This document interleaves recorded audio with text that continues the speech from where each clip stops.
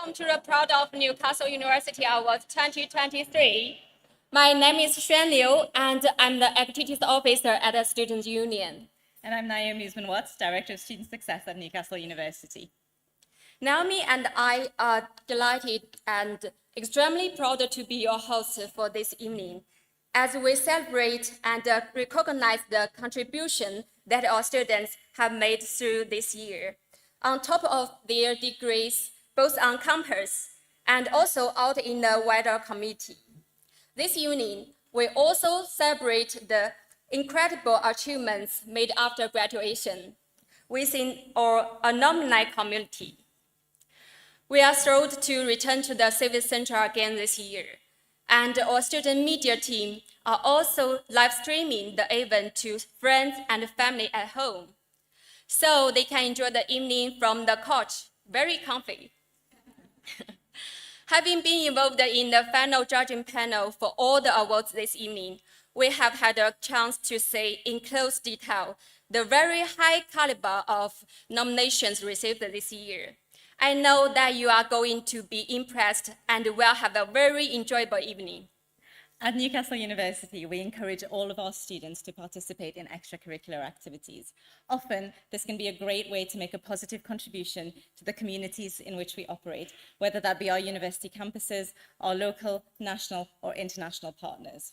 Not only does this encourage our students to give back while studying with us, but the activities that you all engage with as students are great ways to gain experience and develop the skills which will help you be successful when it comes to securing a graduate job, starting your own business, and in your personal lives. Everyone who has been nominated for an award tonight should feel immensely proud of your achievements, whether you win an award or not. This year, in my role as a subject officer, I have had the privilege of getting to know more about our students and the external curricular activities they have involved in. With 64 sports clubs, 188 societies, and an ever-growing number of volunteering projects, it is no surprise that we have some of the most incredible and, may I say, the most interesting students in the country. Newcastle students are going out of their way to create opportunities for themselves and their peers, and I'm so pleased that those gathered here tonight will get to hear more as this evening goes on. As one of the judges for the awards, I found it really rewarding reading the nominations. What an impressive and well-rounded bunch of students we have. I urge you all to carry on with your volunteering and making a difference wherever you end up in the world. After dinner, we will be presenting 12 awards, but before we eat, we have a few important things to do. The first thing we want to do is thank all of you for coming this evening. We hope that you have the chance to say hello to everyone on your table. But in case not, let's find out who is here and get you in the mood for the award. As you know, we all love a bit of audience participation, and tonight is a big night. So I want to hear all of you putting your hands together to clap as enthusiastically as possible and give us a cheer if you are a student, a member of staff at the university or the Students' Union, an employer or representing a voluntary or community organization, representing any other organization in the Northeast, and most importantly, give us a cheer if you are one of our fantastic nominees tonight. We are really delighted that you've all joined us, and we hope that you have a brilliant evening. We received nominations for students, not only on our Newcastle campus, but also Malaysia and Singapore campuses too. And we are delighted that some of these students have been shortlisted this evening. It is also exciting to have the delegations of the students and staff from the Malaysia campus here in person, having traveled 7,000 miles to visit us here in Newcastle. Now, before we eat, I would like to introduce our Pro-Vice Chancellor Engagement and Place, Professor Jane Robinson, to say a few words to welcome you all.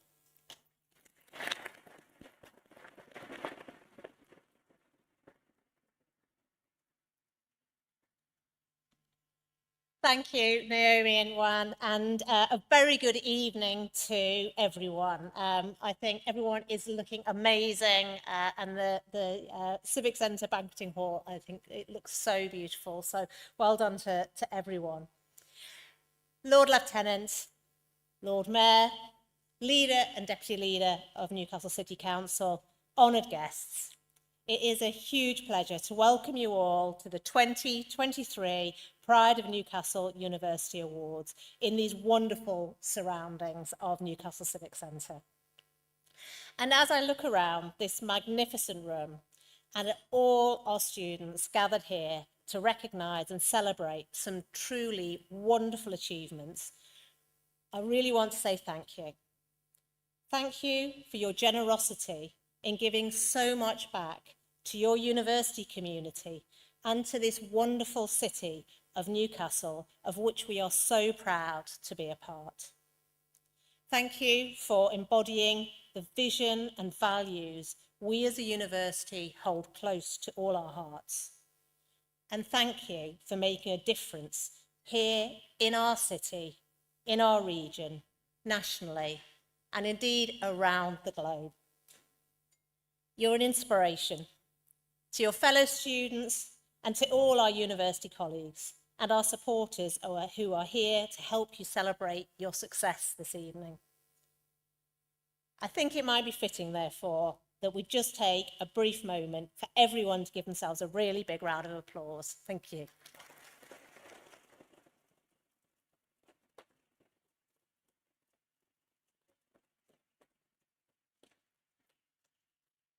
So, as ever, the quality of the entries for the awards this year was extremely high.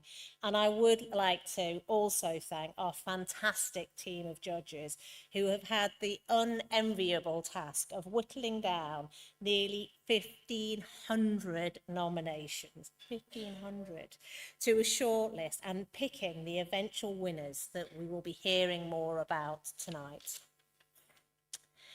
You'll be hearing much more about these amazing projects, and that's what we're here to celebrate. But for anyone who wonders about the value of extracurricular activities, I can speak from personal experience about the difference it made to me when I was a student, and that was a long time ago. For me, setting up a student radio station and promoting student theatre was not only great fun, but gave me the confidence, the insight, the experience to help me to secure my first ever job, as well as a passion for arts and culture and friendships, which have endured to this day. It's been incredibly formative, those early experiences. And as a university, I hope we have that set of values that guide all of us and inspire us to be the best in everything that we do. Excellence, creativity, and impact. They help us to develop, to grow, both as individuals, but also collectively, and as a world-leading institution. The themes speak for themselves. We strive for excellence and to lead the way towards finding the solutions to global challenges. We're constantly looking for creative and innovative solutions to advance our knowledge and to engage and benefit society. And we know that to have real impact, we need to work together, whether that's with local government, industry, the NHS, the cultural sector, and communities themselves. That's what we mean when we say, we are from Newcastle and we are for the world. So again, I look around this room, we are so proud of all of you. Every single one of you has demonstrated excellence, creativity, and perhaps most importantly, impact. Because at the end of the day, it's not about the awards. It's about the fact that through the actions that you have led here, your contributions have made a real difference to society. You've made a real difference to your fellow students. You've made a real difference to the community. Individually and collectively, you have all made a difference to the world we live in. Put simply, in one way or another, you've made people's lives better. Whatever the outcomes of this evening, as Naomi and Joanne have said, you are all winners. So once again, on behalf of my colleagues, your tutors, our partners, congratulations to everyone. Before we move on to the award categories themselves, we have one special award to make. This award is the Vice-Chancellor's and President's Award for Excellence, and it's being presented to an individual whose achievements stand out as being truly exceptional. Featured in the 2019 Forbes 30 Under 30 list, 2014 law graduate Phil Behan and his brother Tom founded the global premium sportswear brand Castor in 2015. I'm sure many people in this room will have some of this clothing. The company has experienced stratospheric growth since its launch, with support from the university's Business Accelerator program, Startup Founderships. In addition to growing online and high street presence, including 2 stores in Newcastle, Castor partners with world-class athletes, sports teams and brands, including Andy Murray, Newcastle United, England Cricket, McLaren, Rangers, Oracle Red Bull Racing and Reese, just to name but a few. Castor has 4 distribution centres globally and is sold in more than 50 countries around the world, employing over 700 people in the UK and Europe, and has been valued at over £750 million. With a passion for innovation to support every individual to optimise their athletic performance, Castor's philosophy is better never stops. And both co-founders are the embodiment of that, driving rapid expansion in a fiercely competitive market. In under 7 years, they have achieved impact and scale on a level that is nothing short of remarkable. And I think you'll agree, very much embody those values that I was talking about earlier. So we've got a short video for you to watch, which I hope will give you a sense of the huge impact that this organisation is having.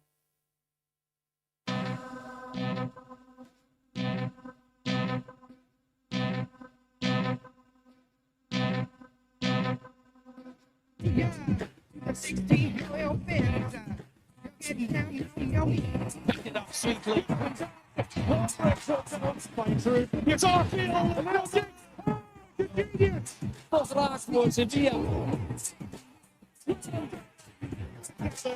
Magnet scores. He's going to take the spin on.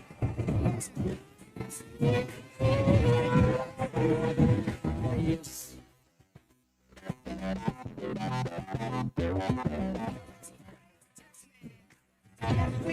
Great awareness of power.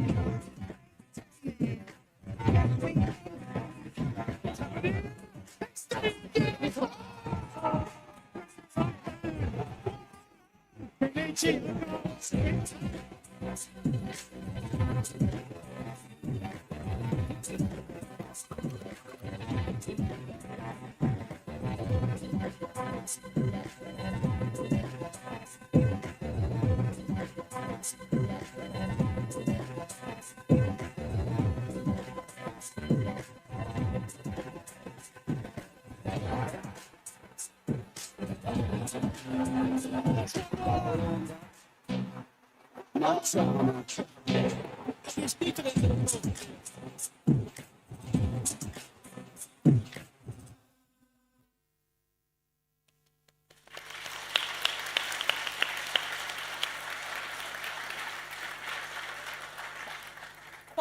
Quite a remarkable success story that started here in Newcastle. So I'm delighted on behalf of Professor Chris Day to award the Vice-Chancellor's and President's Award for Excellence 2023 to Newcastle University graduate Phil Behan.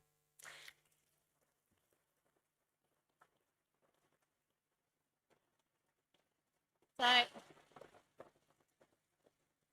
in true Oscar style, I'm afraid that Phil can't be here in person to accept the award, but he has sent a few words that I'll read out on his behalf. So Phil says, thanks so much for the award. What a fantastic honour. I'm sorry not to be there in person. We have the kit launch for Rangers FC today, so I think that's a reasonable excuse. But I look forward to coming back to Newcastle soon to explore what we can do together to support entrepreneurship and our recruitment pathways. So fantastic to give that award, and we will ensure that it makes its way to Phil and the wider team, and wish them continued success. So with that award made, we are now going to move on with the celebrations. Naomi.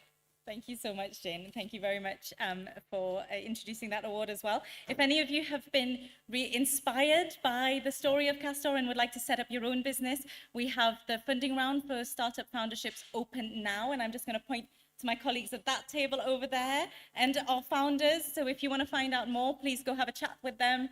And, you know, you might be the next £750 million company that we're presenting an award to here. So that is all the speeches done for before dinner. And just before dinner is about to be served, I just want to do some housekeeping things. I know my colleagues said you can't make this one exciting, so I'm going to try my best. Cloakrooms and toilets out through the doors that you came in through in the corner and down the stairs. Ladies, there's a beautiful powder room downstairs if you want to go chill out there. If you need to book a taxi, please ask it to come to the Civic Centre Ceremonial Way entrance. We will do our best to wrap up by 10:30, but please don't book any taxis before 10:30 if you want to see all the celebrations. In case of a fire alarm, the exits are here and here. And please meet at the emergency point outside in front of the Civic Centre. We've got colleagues at each of your tables who will happily guide you out. Finally, all that's left for me to say is have a wonderful meal. We'll see you again around 8:30, ready to begin the awards. Bon appétit.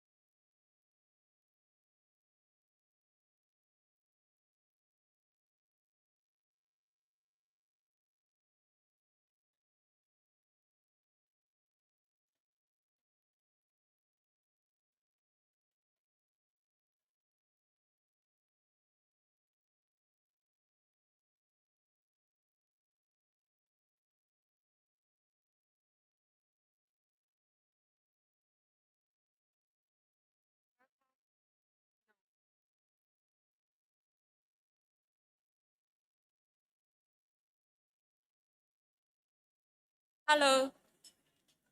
Hi. Welcome back. We do hope you enjoy your dinner. I hope everyone will agree with me that the food was delicious. So before we move on to the awards, let's put our hands together and thank all the staff at the Civic Center who have looked after us this evening.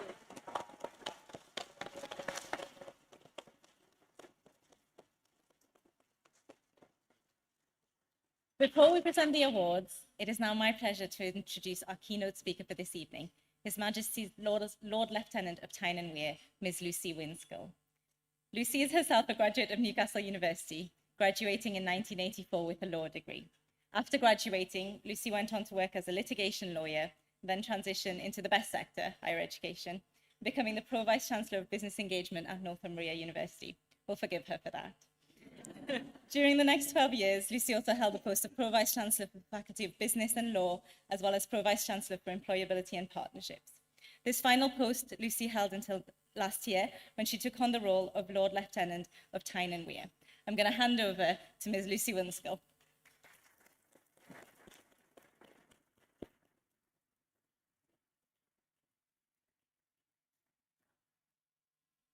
Good evening, everyone. Thank you very much for that welcome. Can I just start by repeating what Jane Robinson said earlier? I mean, what an amazing celebration we're going to have tonight. And you all look fantastic and you have achieved such a lot. And thank you, in case I forget to say it at the end, thank you to our student community and to the university for the contribution you make to this city and the wider region. It is very much appreciated. So I was asked to just say a few words about my time at Newcastle University, how it helped shape my career, some of the things I've done along the way, in particular this quirky old role of Lord Lieutenant of Tyne and Wear and what that's about, and a little bit of advice along the way, probably to our undergraduate community, and as ever with advice, you feel free to disregard. It was really a trip down memory lane when I was first asked to just think about my time here doing my law degree back to 1981. And I felt very nostalgic. I remember my 3 years here with great fondness. And I think when you are a student here, it's all sort of whizzing around. Just take a bit of time to reflect on the opportunities around and about you and seize them. So some cultural references to what was going on when I started here in the law school at Newcastle University back in the autumn term of 1981. Now, some of these cultural references are going to be lost on the number of people in the room, but some of you will know what I'm talking about. The Christmas #1 in December 1981 was Human League, Don't You Want Me, Baby? The album was Kings of the Wild Frontier, Adam and the Ants. So you can tell we're in the age of new romantic. So the look was, think me as Bananarama, big hair, I know it's hard to believe, a rah-rah skirt, baggy dungarees, little beanie cap and so on. Not necessarily my best look, but please keep the photographs and record these things. The James Bond movie that year was For Your Eyes Only, and James Bond was Roger Moore. We all have our favourites. He wasn't mine. That year was the first time the Great North Run happened. So that was an incredible year. And what was really astonishing about the Great North Run that year is that women were allowed to run in it. And you might think, what on earth? But even back in 1981, there were some races whereby women did not run. And up until then, the big race in the region had been the run from Morpeth to Newcastle on New Year's Day that only men competed in. So it was a funny old time. There were no mobile phones. Hurrah. A pint of beer cost 51p. Probably would put that up now to, my calculator says £3.20. And there were 3 television channels. Yeah, really? People, I checked. I remember how on earth do you get Channel 4, but that was later. BBC 1, BBC 2 and ITV. You know, there was a simplicity to life then. And as a student, I remember feeling very grown up when I voted in my first general election. That was a significant moment. I was terrified the first day when I started in the law school. I found a friend called Alison on the first day, and she and I went off to the finance office to receive a grant check. Yes, money flowed that way to me, not the other way around. And I do reflect on that friendship and so many others, cherish the friendships you have made and are making. Next year, working with the alumni team here at Newcastle University, I'm organising with 2 others a reunion of our law school 40 years on. And already we're just exchanging the ridiculous photographs and so on. So they were very happy times. I spent an unhealthy amount of time with lawyers, I realised, although not much contact time academically, 8 hours a week, which was entirely normal then. But I did join some of the societies, and that began to shape what was really important in my career, and that is doing other things that really stimulated and excited me, extended my friendship base, extended my knowledge, and very often pushed me out of my comfort zone, which is something that maybe I'll come back to. So I joined I was an inaugural member of the American Musical Society. Our first performance was West Side Story. Then I started to take myself very seriously, and I joined the much more arty and weighty Newcastle University Theatre Society, where I performed in a play written by Bertolt Brecht in German. That's how seriously I was taking myself. Really awful to think through. I dressed in black a lot in those days, particularly around the Theatre Society, and smoked Gitane cigarettes, which many of you will not even know what they are. I'm a reformed character, a non-smoker now. They were brilliant, brilliant years. So I just go back to enjoying them and seizing the opportunities. And I don't quite know how it happened, but I became president of the Law Society. I don't know if we have any undergraduate lawyers here, the Eldon Society, it is still called. And that began to help put things on my CV that were just a little bit different. So as president of a student society, or the treasurer, the secretary, many of you in this room know this, it takes a degree of responsibility and a bit of leadership and a bit of organising and a bit of cajoling and a bit of fundraising and a bit of dispute management. None of these were words we used when we were doing the jobs, but my advice, and I'll come back to other advices, if you are in those roles, just have a notebook by your side and capture this, because you'll forget it, all these things you did, and then someone will say, could I have a CV or some of the things you've done, and can you just assess your skills? Capture them now with the dates, what you are doing, and years later you might be rewriting them and giving them as examples of an interview of the leadership skills you've got, the teamwork and so on. Regrets, I have a few. I didn't work all that hard. I got a very respectable, in those days, 2-2, which was perfectly normal to go on and have a law degree with. Now, 2 1s, firsts, and so the world has changed. But back then, please believe me, I wasn't completely thick. It was the sort of average thing that we got, and I'm very proud of my degree here.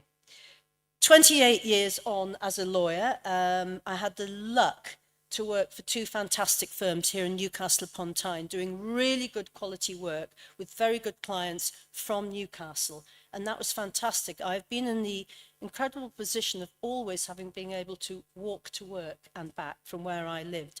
I actually have worked a lot internationally, but home was always here. Then I began again to seek out other things. I got involved with the National Law Society and joined its leadership team as chairman of the Young Solicitors Group a very, very long time ago. And I became involved with the world's largest international organisation.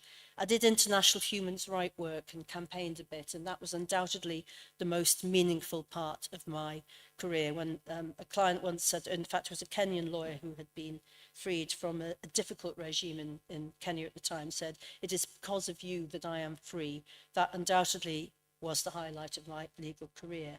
And then I got tempted, I got restless, and I got tempted to move to the other university, the place over the road. And there I learned a great deal about graduate employability and graduate startups. I have sat on a brilliant table tonight with some amazing businesses that are doing great work, started off student enterprise and so on. And one of the things I really want to champion in my role as Lord Lieutenant, which I'll talk about in a minute, is enterprise in the Northeast and growing the businesses.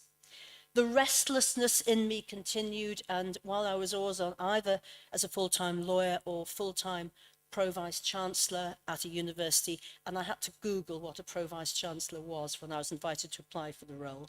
I think I learned more or less what it is. But I also sought other non-executive roles. I was chairman of the Chamber of Commerce. Right now, I'm chair of the North East Local Enterprise Partnership, leading the economic strategic plan for the North East, and a number of other things I'm not going to go into, save for one thing. At my time at university here, I mentioned that I joined the inaugural American Musical Society and the Theatre Society. I have a love of theatre, I have a love of music, and I have a love of cinema. So please, can I ask everybody here in the room to really cherish these cultural organisations we have in this city, because they are going through a really, really tough time. Every Wednesday night, first year, second year and third year, I would go off with a mate and we would see whatever film was on at Tyneside Cinema, and then we'd go on to a nightclub that was then called the Stage Door. It's a whole different story. Yeah, some of you remember it.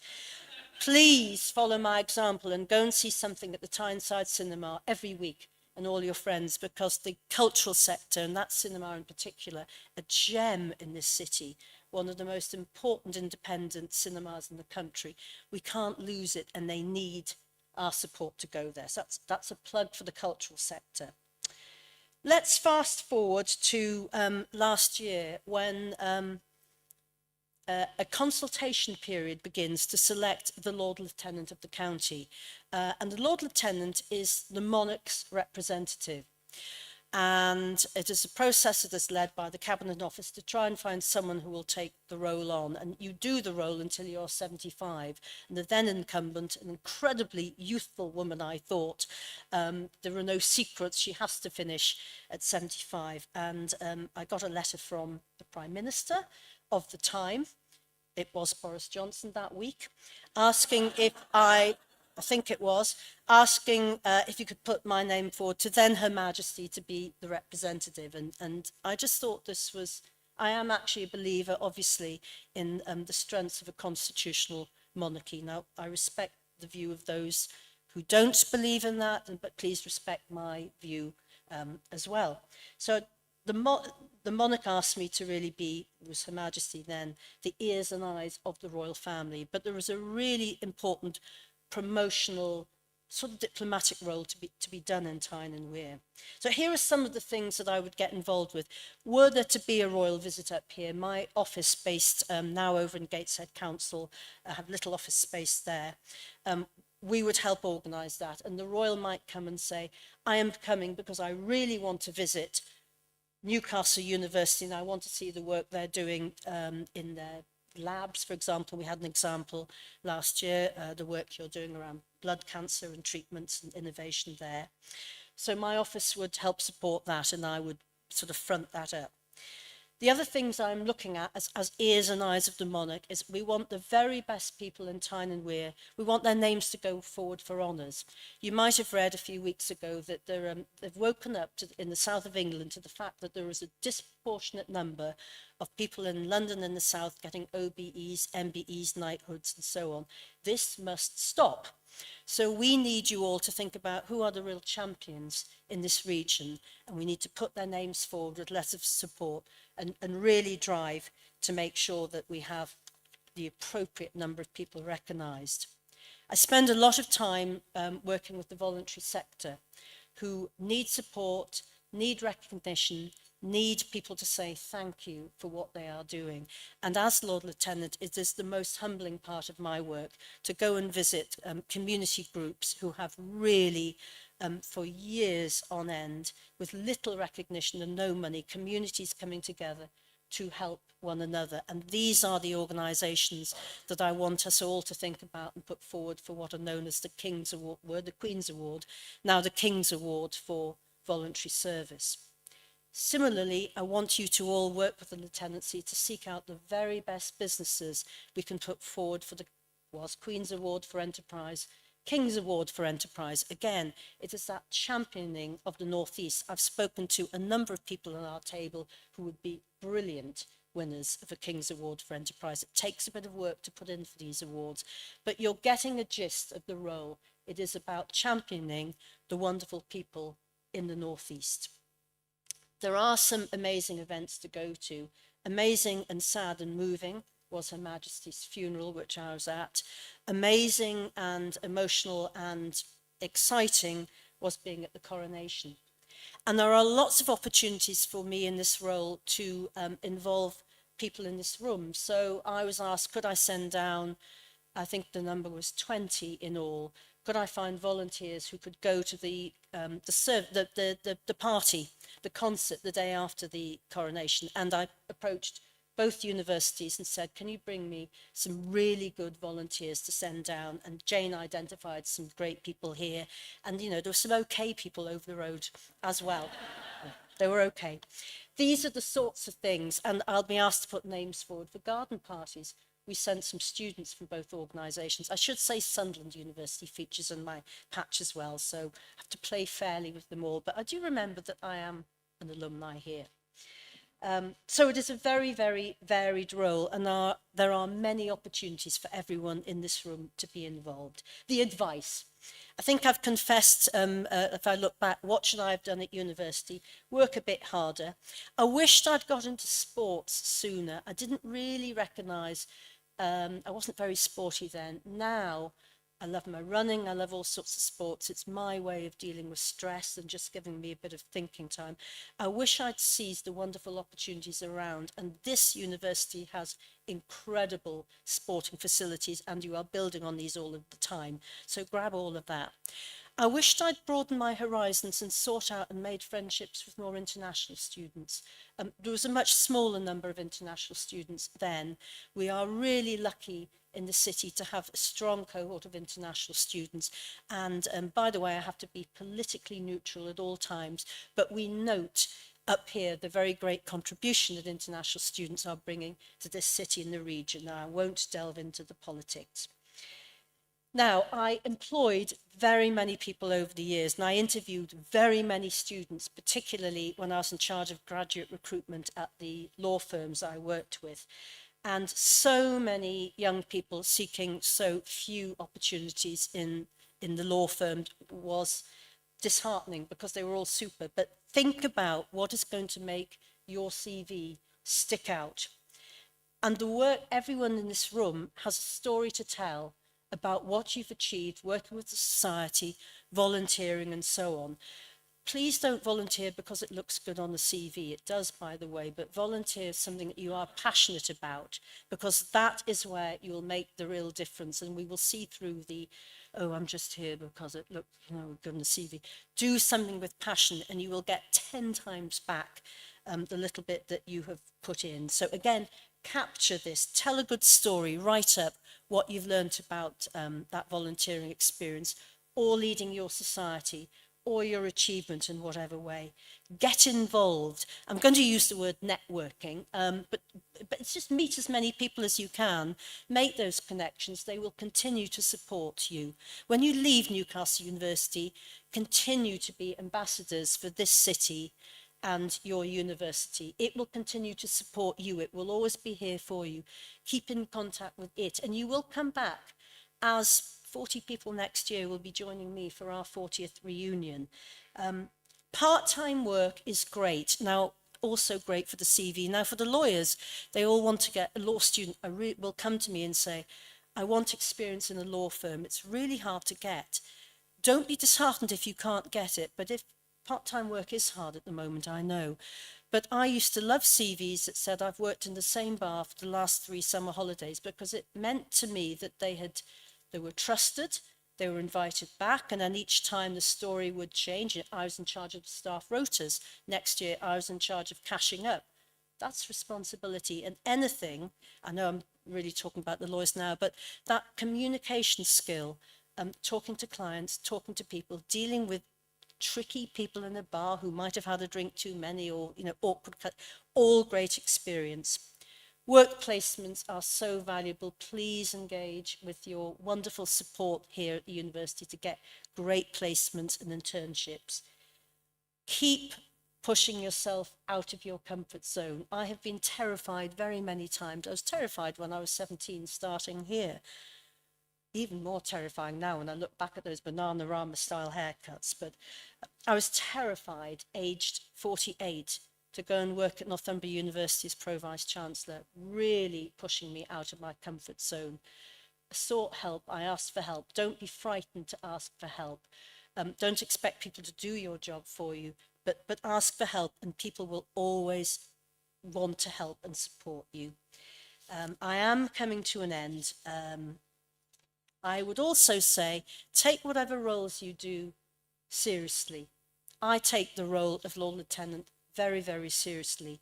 I do try not to take myself too seriously, as you've probably gathered. I also urge you to be patient, kind and tolerant. And in a world when we are constantly arguing with one another, advance the argument, but please don't be argumentative. Learn to disagree and be kind to one another. And I think really that is, I'm going to draw a close there, but to conclude, keep in touch with this fantastic university, use the support around for your future careers. I can't wait for the rest of the evening to hear about your successes and your achievements. Thank you again for the contribution you are making to this city and this region, and to all of you, our student population especially. Good luck. I wish you all the success in the world in your future. Thank you.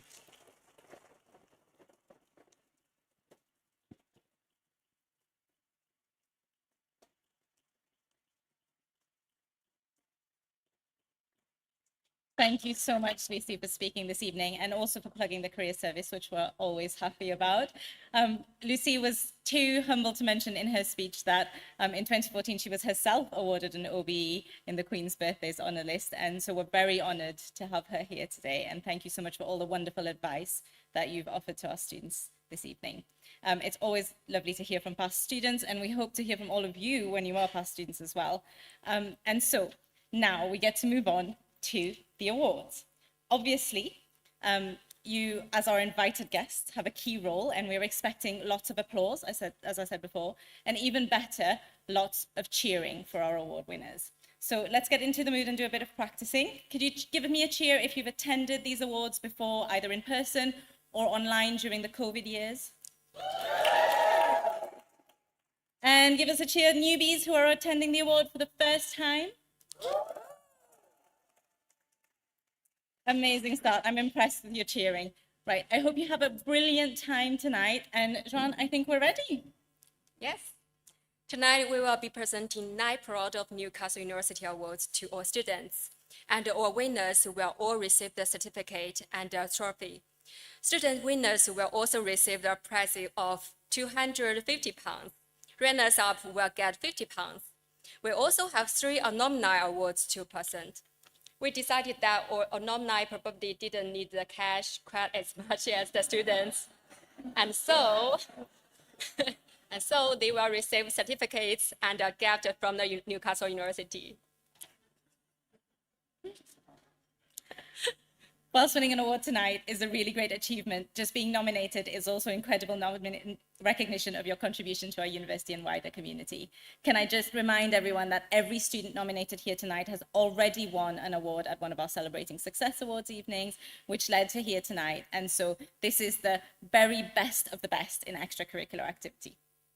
Across all of these categories, we received 1,387 nominations, and these have been whittled down to 50 finalists invited here this evening. So before we do anything else, please can we ask all of our students who have been shortlisted tonight to stand up so that we can thank and congratulate each of you for our contribution this year.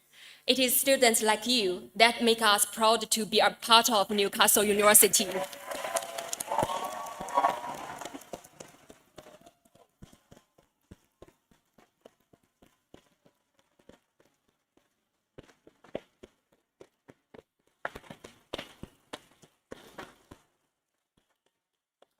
Okay, so this is the last bit of that we need to do before the awards, and I'm not very grateful that I got all the logistics in the script here.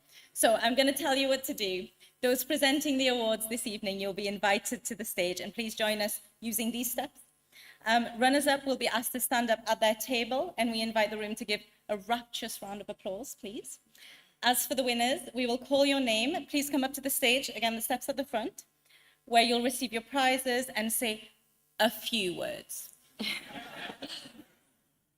When think about a few words you want to say if you win, please remember that everyone has booked a taxi by 10:30, and you are not at the Oscars.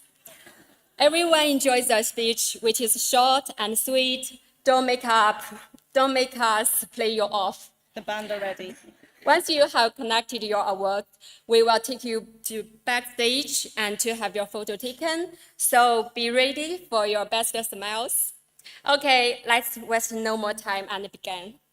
So the first award tonight is for outstanding contribution to art, media and culture. Please welcome to the stage to make our first award, Meg Howe, our sabbatical officer.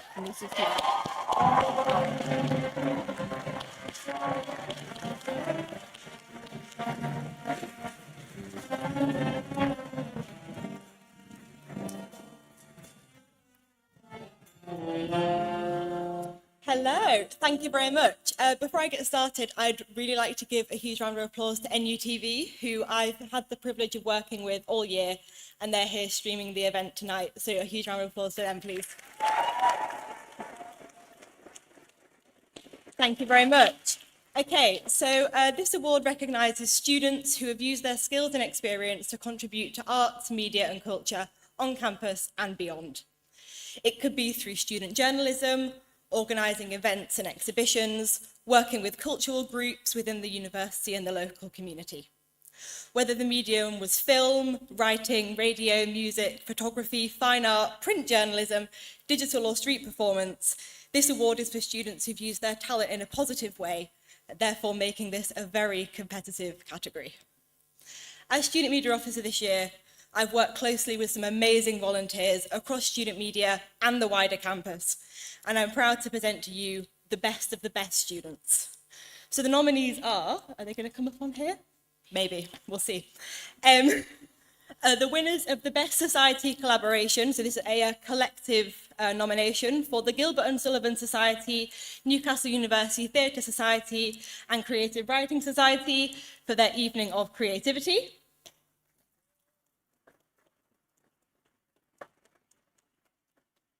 And then for individuals, we have Autumn Keel,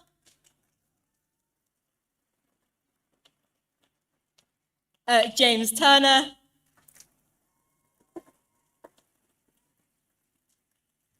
Katie Siddle, and Sophie McMillan.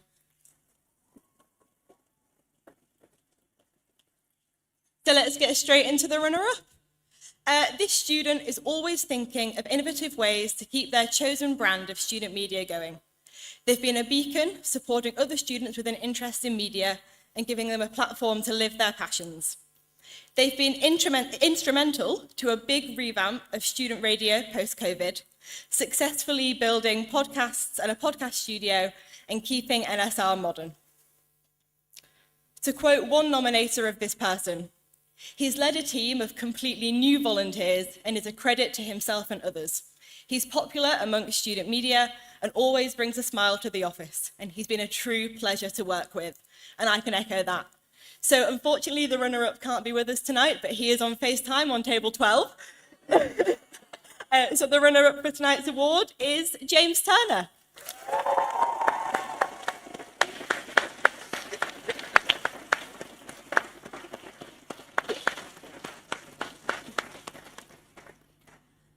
So on to the winner of our first award for the evening. It's really hard to say anything about this person without giving it away from the start, so we're just going to go for it. Our winner this year has been involved across all three branches of NewSU Student Media, the paper, the radio and the TV station, which in itself is a huge commitment. It's also important to note that they received no fewer than 7 nominations for our CSAs, so that's a lot of people to have impressed originally. Their work in journalism has been brave, they've taken risks, and they've helped to express the voice of our student community. The winner has been the host of 3 podcasts this year, covering a wide variety of real student issues, including disabilities, the student housing crisis, the local LGBTQ+ spaces, and giving a voice on air to represent our marginalised students. They've supported clubs and societies in showcasing their work through different forms of media, and has been labelled as outstanding in doing so. This is evident through them winning the Monica Doty Award this year, which is the highest of the student media awards. And I feel privileged to call this person a friend and a colleague, and I'm incredibly proud of everything that they've achieved. So let's hear it for the first winner of this evening. Please give it up for Katie Siddle.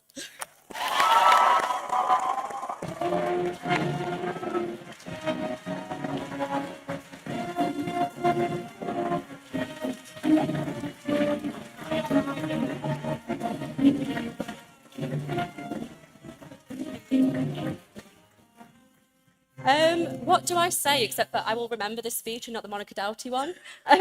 So for those of you who, weren't there at the Media Awards, it was a great night to have, and it was just amazing to win then, and now is ridiculous. But I'll keep it short, but I'll say thanks to Meg, because you've supported me throughout this year, and again, friend, colleague, forever. So thank you.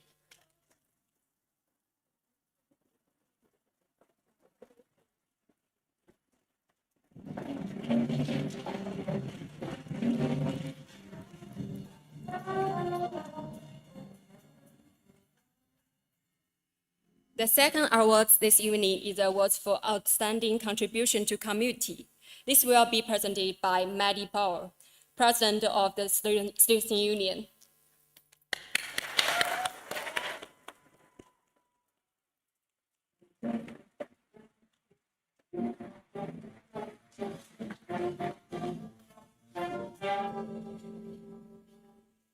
This award recognises students for the contribution they make not only on campus, but also in creating change in the community. Whether with local individuals, community groups, or voluntary organisations, this award recognises those students who look beyond the university for ways to support others. Our nominees are Asian Medical Students Association on the New Med campus,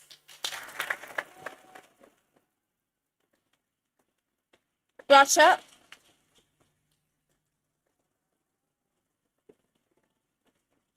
the It Happens Here Society, Nest Youth Programme, and Speech and Language Therapy Society. So on to the runner-up. Throughout the academic year, this society has come up with a variety of ways to support their cohorts through socials, educational talks, and revision support sessions.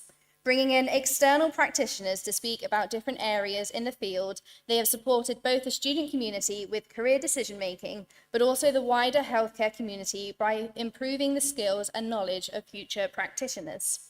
Through fundraising, the group has raised nearly £3,000 for 5 different local charities, all the while raising awareness about each of their missions. They took part in national campaigns such as Developmental Language Disorder Day and Swallowing Awareness Day, World Mental Health Day, Race Equality Week, and the university's Mental Health Day.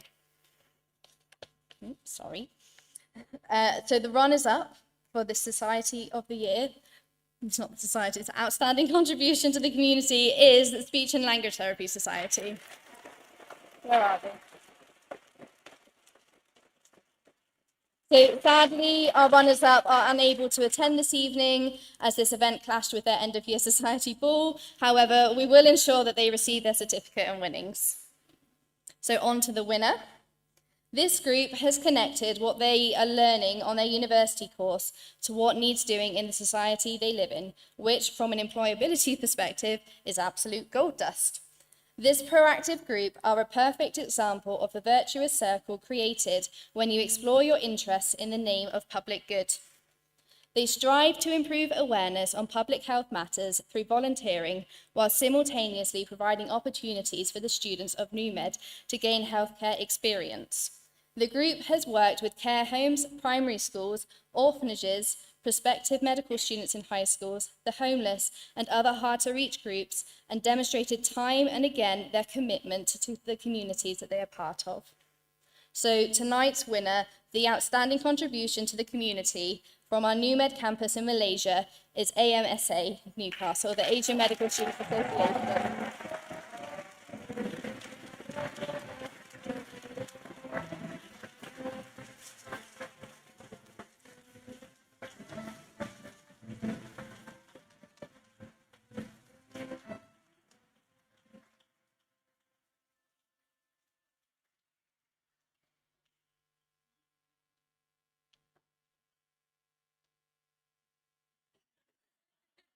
Hi everyone. I really didn't expect this. To keep it short, I'd like to dedicate this award to my team back at home that unfortunately can't be here with us today. And thank you to the support of the NUMED community for bringing AMSA throughout the year. And a special thanks to Miss Maisara, who is here with us today, for her endless support towards the club. And thank you all for this.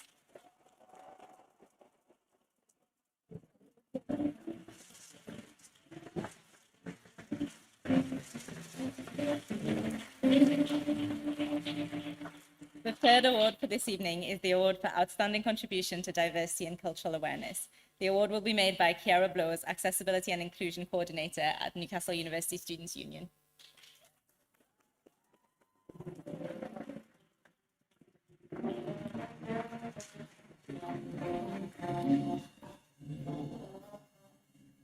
Thanks, Naomi. This award recognises students who have actively sought to include people, whether in the university or in the wider community, who may otherwise have felt isolated. It recognises efforts to showcase, celebrate, or raise up diversity whilst raising awareness across all of our campuses. The shortlisted nominees are Lauren Gilbert,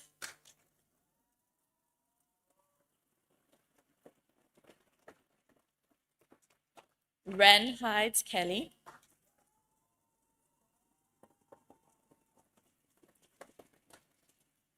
and Sexpression Newcastle.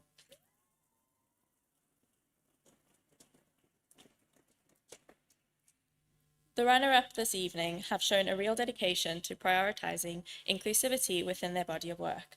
They are the first society this year to be awarded bronze, silver, and the prestigious gold Earn Your Stars Award by NUSU, which is only awarded to societies who have thoroughly examined their practices and made proactive changes to champion exclusivity, and it is the second year in a row that they have achieved this.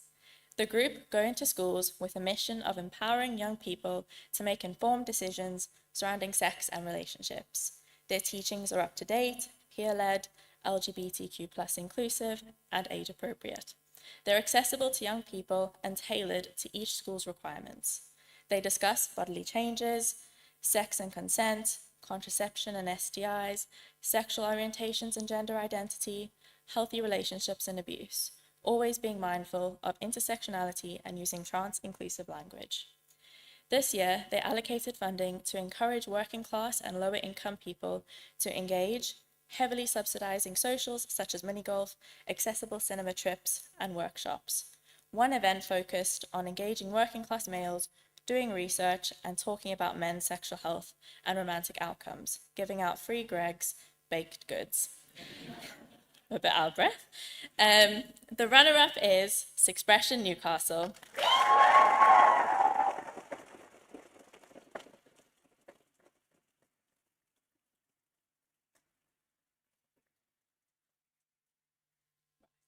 The winner for this award proves that one person can create a real change, making a positive difference in people's lives, and that campaigning really works when a person is passionate and inspired. The winner's motivation is clear. They have themselves experienced adversity, so they've taken this and used it to fuel their quest for change. You can see this through their actions, finding out what initiatives exist and building on these in a thoughtful and proactive way. She has taken the baton that she was handed and sought dozens of ways to improve the lot of her fellow students. Described as a compendium of information, she has completed over 400 volunteer hours this year alone. One of the many nominators had this to say about the winner. As a chronically ill student myself, I have never felt so confident knowing that I will be listened to and accommodated by the Students' Union, as I have this year with this person as Disability Officer. And it's all quotes like this that make us all so proud. The winner of the award for outstanding contribution to diversity and cultural awareness is Lauren Gilbert.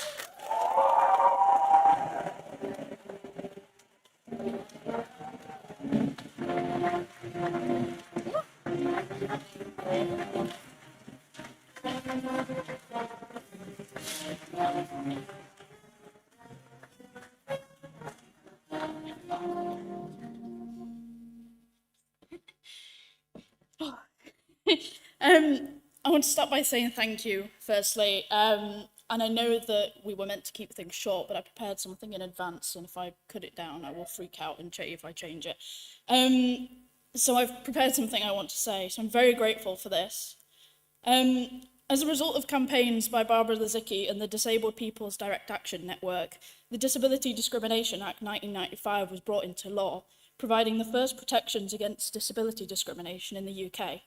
The law was nowhere near perfect, but was the starting point for disability law that has since evolved into the Equality Act in 2010, which is the reason that I'm not allowed to be discriminated against in education as a disabled person and am entitled to reasonable adjustments. There's still a hell of a lot of work to be done, and despite the fact that I've dropped out of university due to illness, without the work of Barbara Lizicki, the Disabled People's Direct Action Network, and countless disabled activists, I would not have gotten this far or been here today. Barbara also coined one of my favourite slogans, piss on pity, to advocate for the idea that disabled people don't need pity or charity, we need rights instead.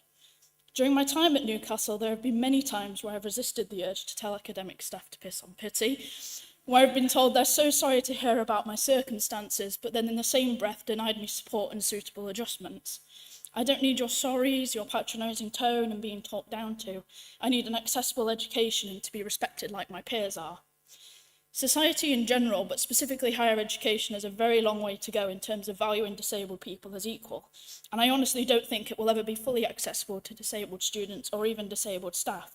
I just really hope that the small changes I've made here at Newcastle will make the university experience slightly easier, even if it's just for one person. And whilst I'm so proud of everything I've achieved in my roles, incredibly grateful for the opportunities I've had and the people I've met, part of me does feel slightly sad that I've won this award for doing work that should have already been done for me. I hope that one day we never have to fight for basic access ourselves and that we will never be an afterthought. But speaking of people that I'm grateful for, I'll finish up by saying thank you to some very lovely people. Harriet Shaw for being an amazing friend and supporter and teaching me things about accessibility that even I didn't know. Jemima Elliott for being the best cheerleader a person could ask for and a stunning activist. Dami Fawahinmi and Arlo for being wonderful friends, uplifting me when I needed it and teaching me that I deserve to take up space. The entire Sabbatical and Liberation Officer teams for being very lovely and supportive. Laura, my disability advisor, for advocating on my behalf countless times and fighting to get me as much support as possible. Dylan, my partner, for being the best partner anyone could ask for, and listening to my late night rants and constantly supporting me with everything that I do. My dog Barney, who's done all 2.5 years of university with me working remotely, so it's only fit that he be recognised here too. And to everybody here tonight, whether you win an award or not, I have a massive amount of appreciation and love for all of you. You're all very incredible. And finally, I want to express my solidarity with all Newcastle University staff, lecturers, postgraduates who teach, and anyone else who has taken part in strike action and marking and assessment boycotts this year. As a disabled student, our university experiences will not improve until our staff are respected and adequately paid for their time. Thank you.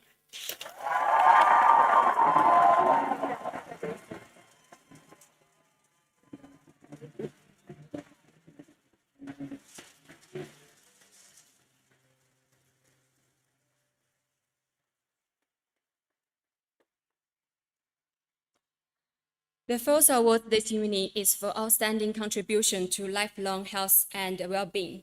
Please, can I welcome George Watkins, Director of Membership Services at the Students' Union, to present this award.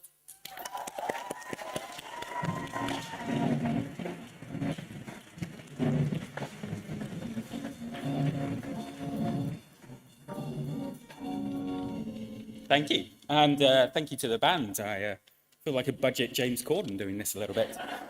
And yeah, one of my jokes has gone down just as well as his. So I'm back again to present the outstanding contribution to lifelong health and well-being. I'm assuming now the university thinks lifelong health and well-being and they think of me, middle-aged bald guy at the student union, but I'm not going to question their choices. I'm just going to read out what they put on a script for me. So this award today is made to groups or individuals who have actively promoted lifelong well-being on the university campus and beyond. Health is so important to all of us, and many of our students volunteer countless hours to ensure healthy outcomes for the various communities in our local area. So the shortlist for this award is, or is it waiting for me? Right. Oh no. First of all, the Asian Medical Students Association. Woo.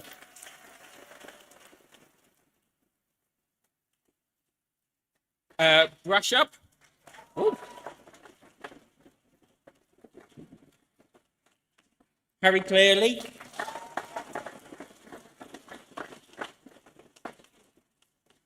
Jack White.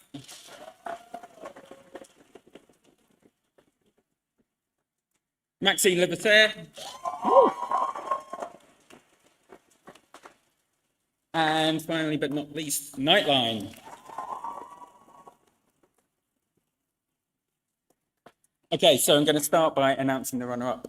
So for this year's runner-up award, the judging panel really wanted to recognise the very promising start to an innovative student public health campaign. The student in question conducted research, sought out stakeholders, and liaised with NHS and university partners in order to make free STI testing easier for university students. Her pioneering idea was a free subscription and delivering testing service called Check Us Out, which is live on campus now.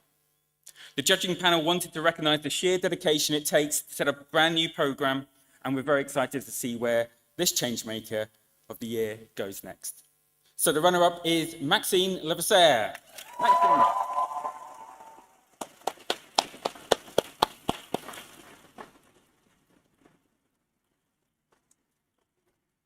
Okay, so now to announce the winner.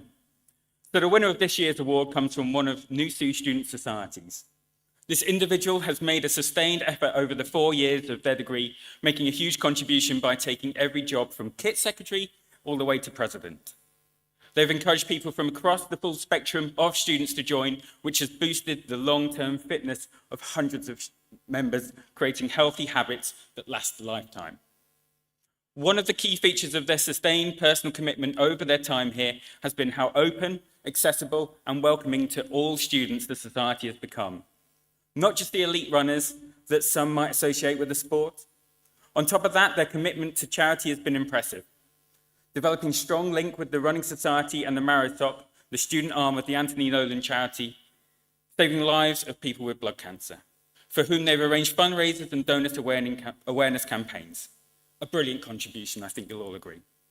So let's say a huge congratulations to the winner of Outstanding Contribution to Lifelong Health and Wellbeing. It's Jack White.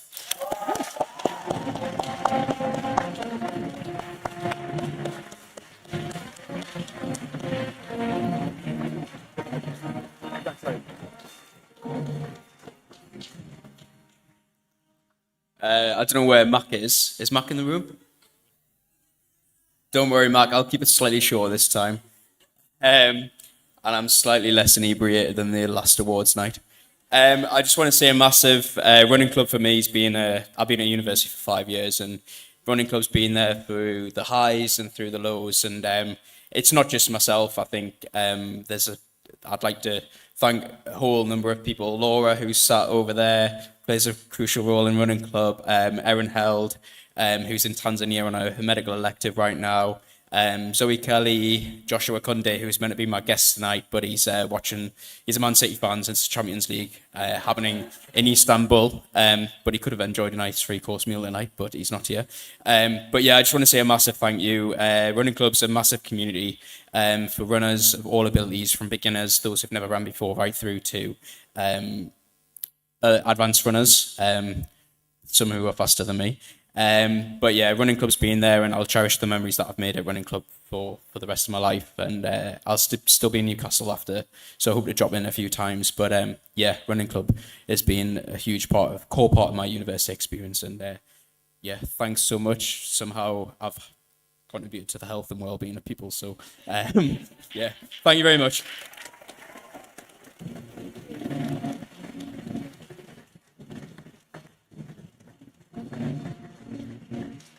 The fifth category this evening is the award for outstanding contribution to student life. To make this award, please welcome Danica Limawan, postgraduate officer for the Newcastle University Students' Union.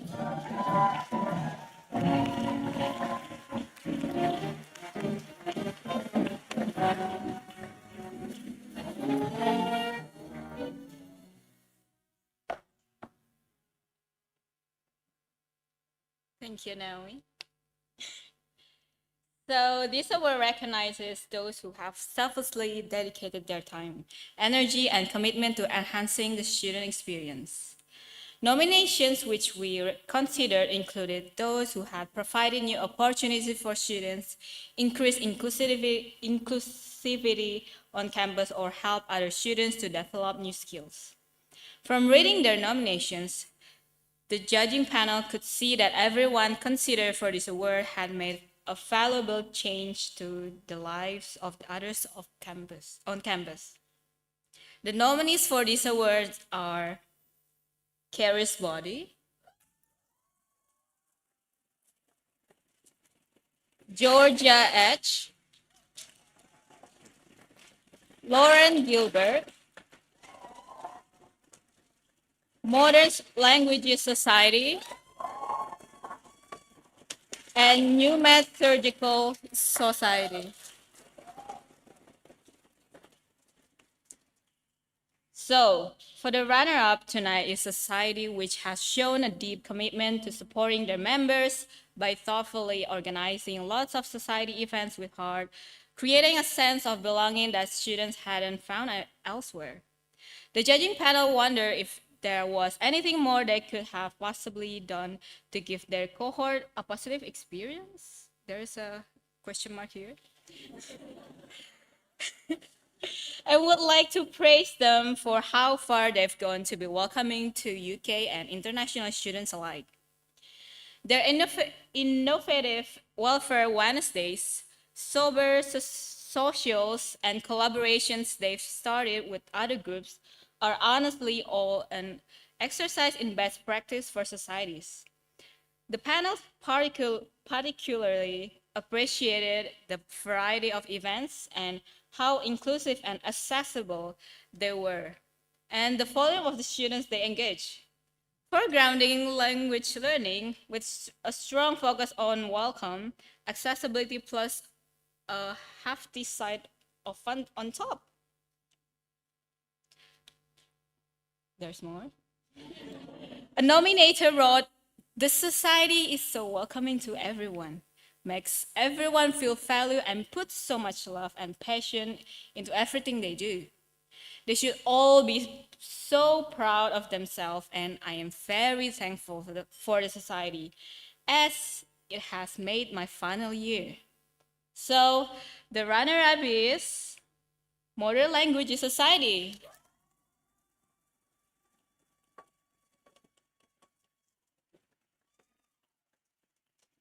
Congratulations.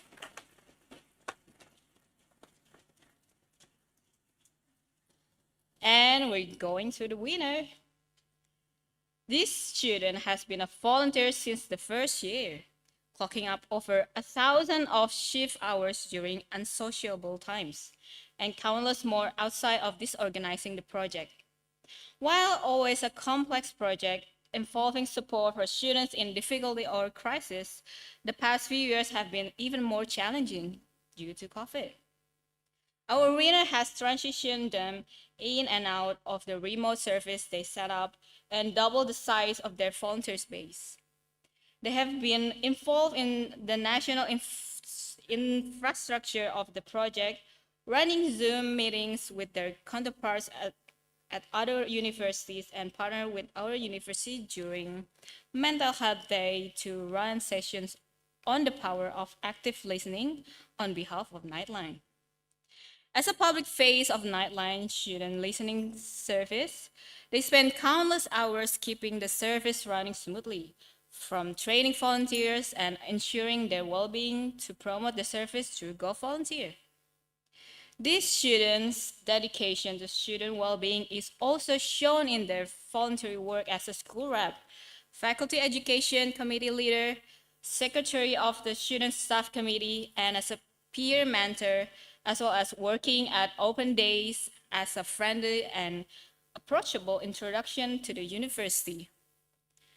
And then the winner of outstanding contribution to student life is Karis Body.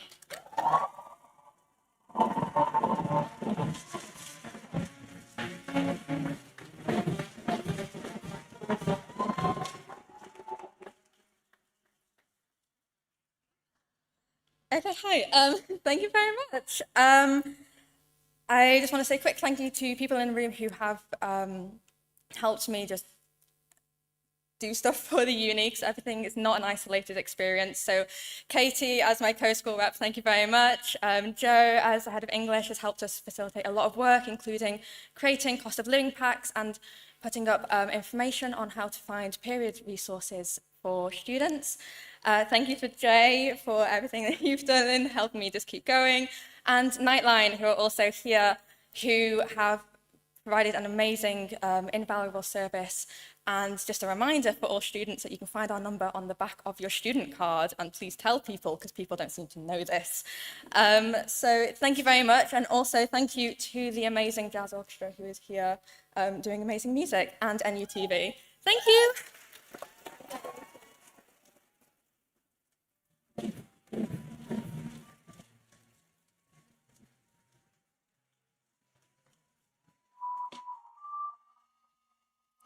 The sixth award this evening is the awards for outstanding contribution to the student voice. To make these awards, please welcome Mark Marshall, or Education Officer from Newcastle University Student Union.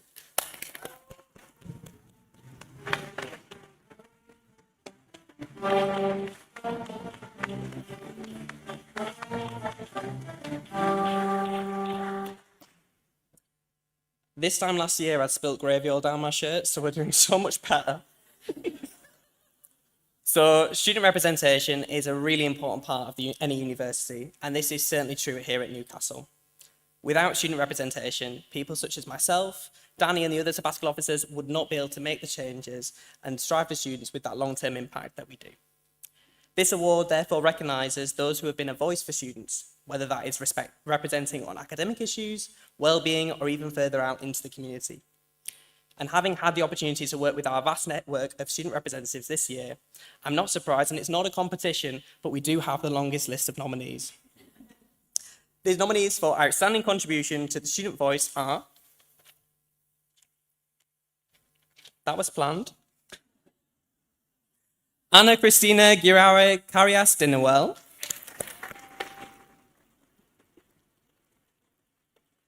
Francesca Reed Cutting, George Wood,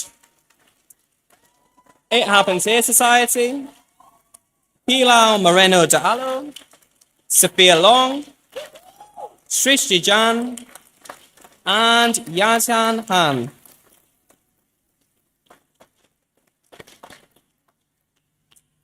The runner-up for this award, so this student has been called a transparent and extremely accessible point of contact for students. They've made a huge impact by addressing concerns regarding support for mental health, safe transport from accommodation to campus, including a bursary scheme for clinical placements, and this has played a major role in improving attendance for hospital sessions.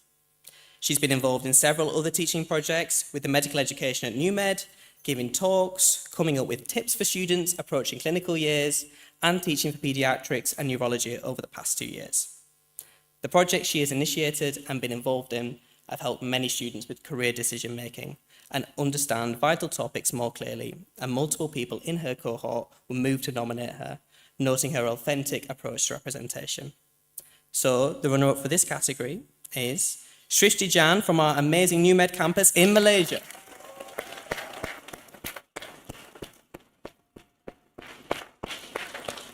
Sadly, Shrishti can't be here tonight, but if we can all turn around to the camera and give her a big wave and say, well done. Well done, great. Well done, Shrishti. So now on to our winner of the award for outstanding contribution to the student voice. This student has been praised by their course mates for their approachability and dedication to raising their concerns with staff and seeking solutions to issues.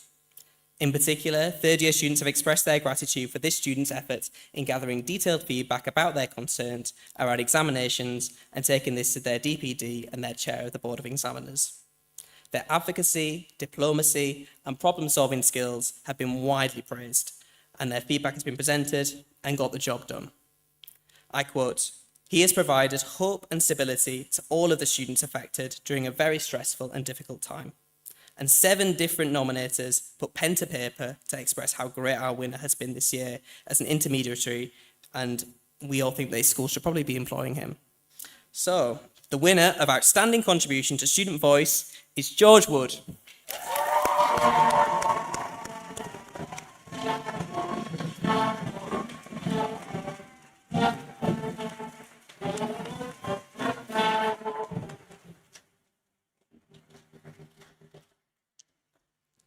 How has this happened?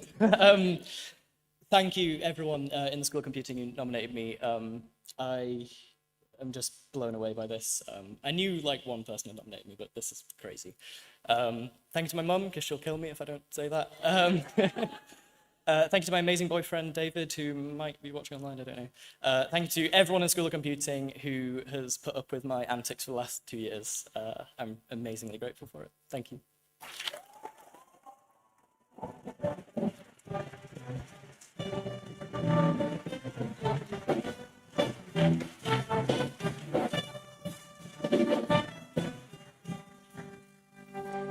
The 7th award this evening is for outstanding contribution to sustainability and the environment. To present this award, please welcome Dr. Elisa Miles, Senior Research Funding Development Manager, EU and International, and Co-Director of the Global Challenges Academy at Newcastle University.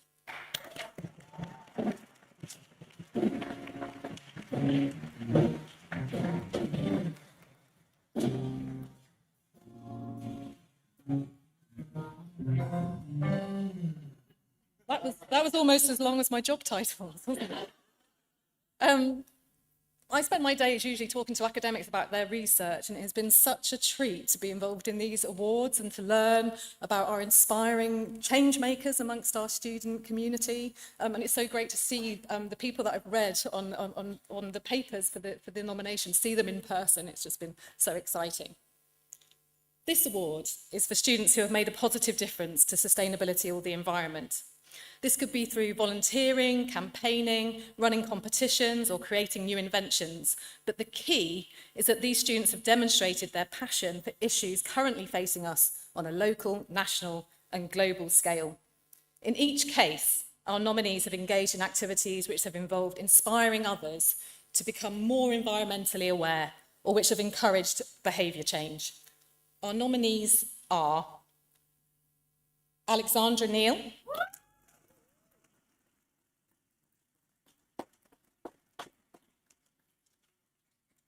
Elle Young,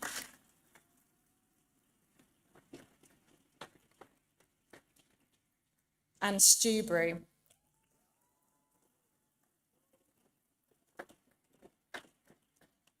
First, I'll announce our runner-up.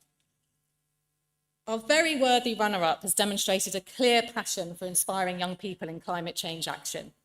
They have gone above and beyond in their role and have done for a number of years, showing long-term dedication.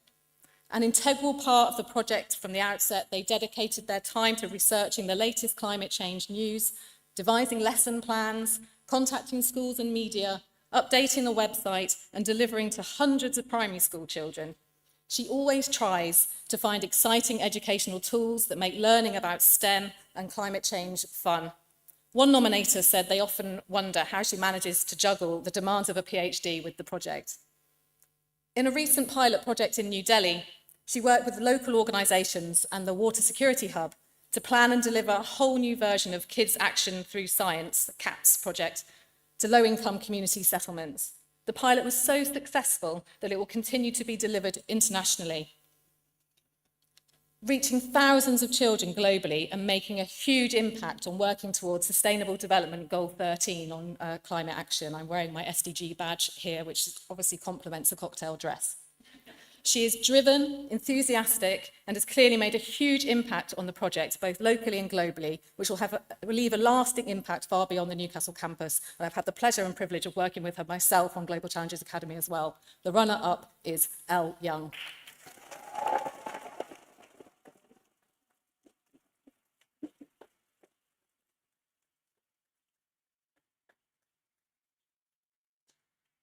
And now, announcing tonight's winner. The winner has done fantastic work to raise awareness of the issue of waste on campus, coming up with a long-term sustainable solution. Gathering first-hand experience of local community challenges, they volunteered with Food Cycle, Fair Share, Magic Hat Cafe. They took part in a consultation with Newcastle charities, the council and food businesses to discuss how to get surplus food shared in the community, a real hot topic today. The most significant achievement this year has been initiating and delivering Spudfest, an event showcasing the research of SNES, our School of Natural and Environmental Sciences colleagues on campus, that also served to raise awareness of the issue of food waste. The event saw the distribution of over 3 tons of surplus potatoes from university farms in the process. This student also then coordinated distribution of the remainder of the university farm surplus potatoes to Newcastle and Wansbeck food banks. Described as a real force of nature, I'm delighted to announce that the winner of Outstanding Contribution to Sustainability and the Environment is Alexandra Neal.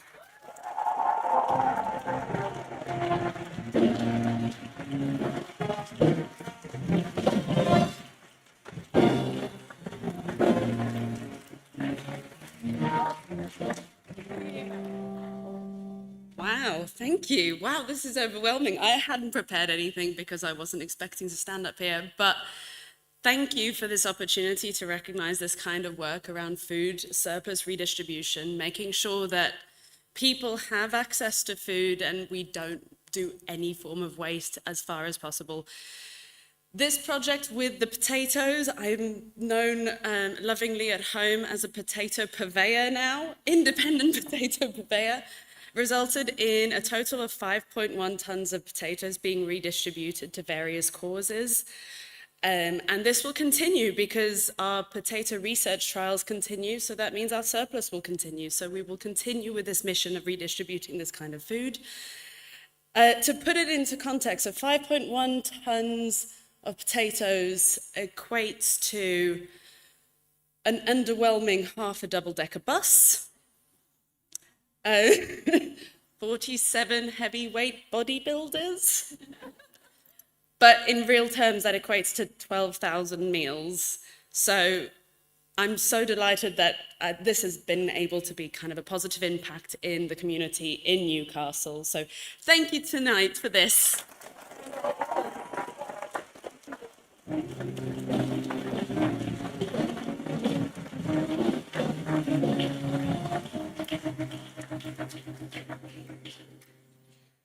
The 8th award this evening is award for outstanding contribution to sport. Like all of the categories, this was a very difficult category to judge, given the outstanding run of nominations. To present this award, please welcome the Athletic Union officer at Students' Union, Han Dux.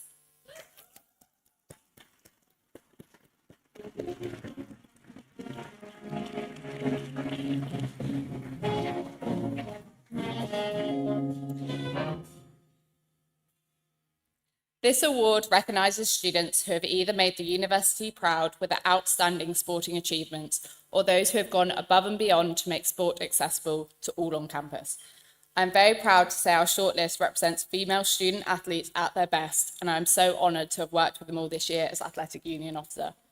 Our nominees tonight are Esme Court-Johnston from Women's Basketball,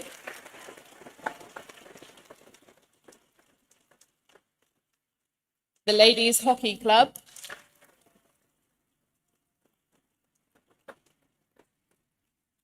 and Rebecca Horner from Dance Club.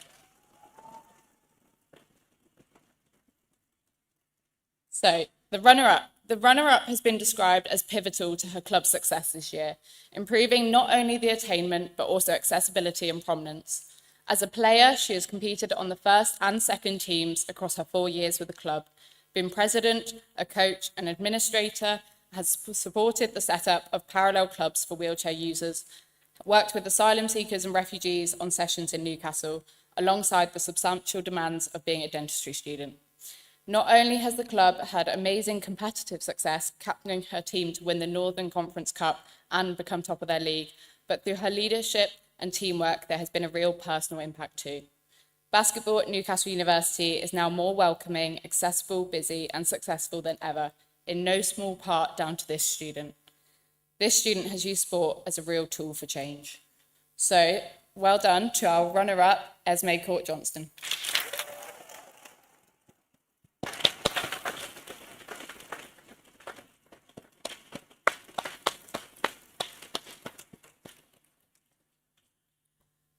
The winner in this year's sport category stood out for not only excelling at sport, but also really expanding their reach and activity to ensure accessibility, allowing more people to play. This year, they've covered charity work, inclusivity, team growth, double promotion in both Saturday and Wednesday leagues, and much more. The club is a great network of talented women full of knowledgeable coaches and successful sports people who support each other, forming friendships and connections. They've also fundraised over £300 for the Pakistan flood crisis and over £900 for Movember. Passion is exhibited at every level of the club, with the first team achieving a double promotion into Bucks National League, making them one of the most successful sports teams in the university, scoring a record-breaking 500 goals this season. Throughout their tier of teams, there's been success and development with promotion after promotion, playoff after playoff, and goals after goal. The introduction of a 7th team gives new students a taste for sport leadership and are up for promotion in their first season as a team.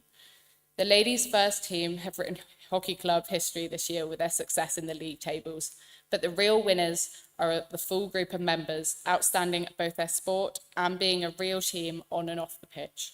A massive congratulations to the winners of Outstanding Contribution to Sport, Newcastle University Ladies Hockey Club.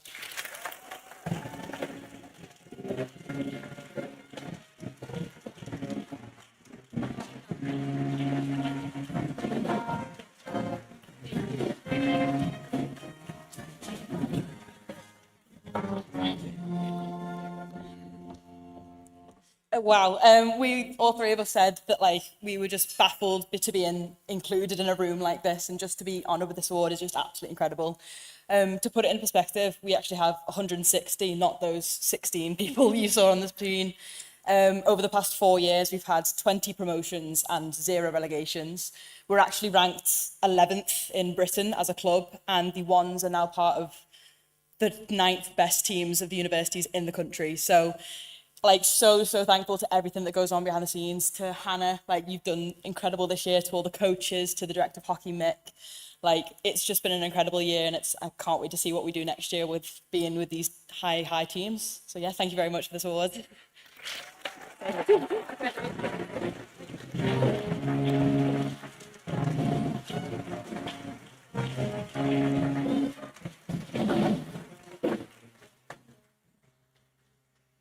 And this is our very final student award. We'll be moving on to the alumni awards after this. So our 9th award, made to students, is the Outstanding Contribution to the Workplace Award. To make this award, please could I invite to the stage Professor Renee Kogelbauer, Dean of Lifelong Learning and Professional Practice at Newcastle University.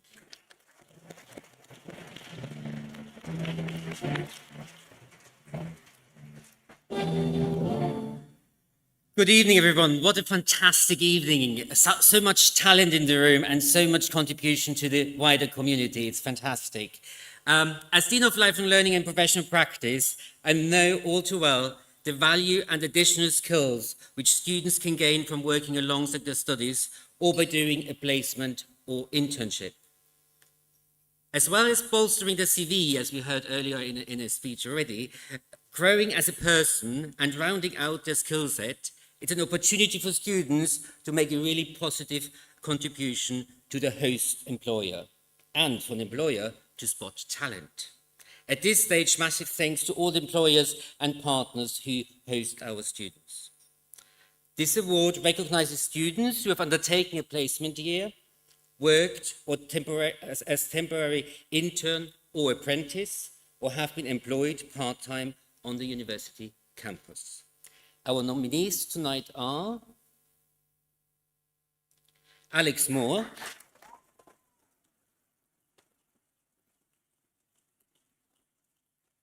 Anthony Austin, one of our degree apprentices, Ellie Iverson, and Everton Capesi.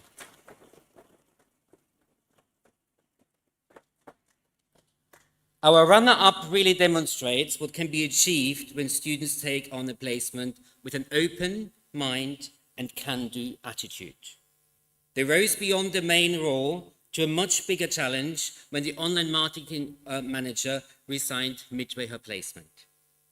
Her impressive ability to remain calm and collected whilst implementing a new content management system, or short CMS, for the whole company was recognized by her managers, along with her stamina and resilience when needing to deliver within limited timescales. She delivered a significant project in the website migration team and then trained a new incoming manager on the CMS in Austria, building a formidable partnership which has been highly valued throughout the organization. Volunteering outside her main role, she assisted on a successful Careers Open Day, supporting young people to make career choices, and also on the company's Winter Wonderland event. The consistent high quality of her work has been recognized by her colleagues, inspiring them not only to nominate her for this award, but also offer her a full employment. The runner-up is the very impressive Ellie Iveson.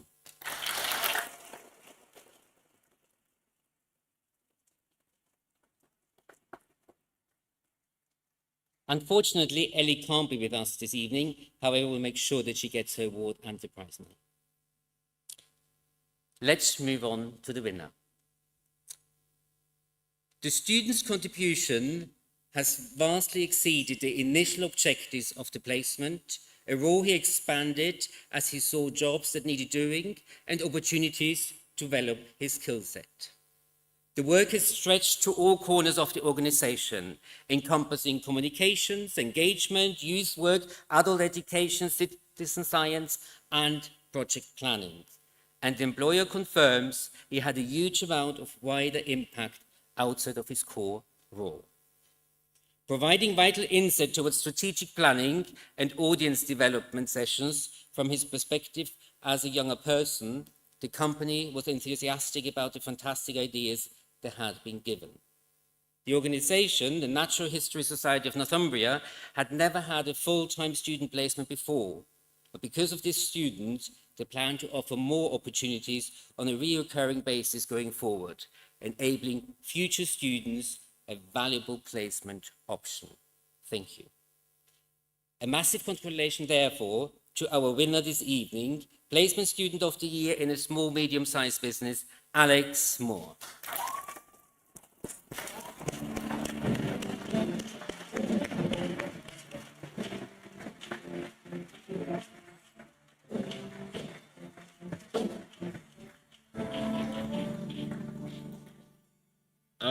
Bit shocked, to be honest. Just want to say great music, guys, by the way.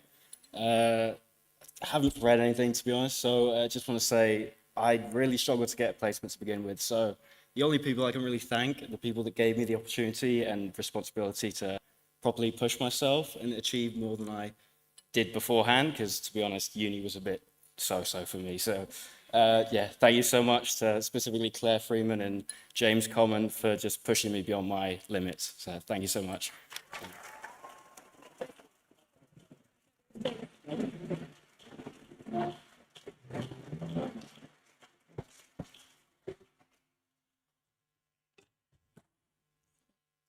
The final three awards which we are making this evening are in recognition of three of our outstanding alumni.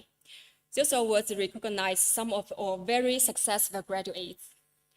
It is no exaggeration to say that all of the people we are recognizing today incredible, inspiring, and I can only hope to follow in their footsteps upon leaving Newcastle University.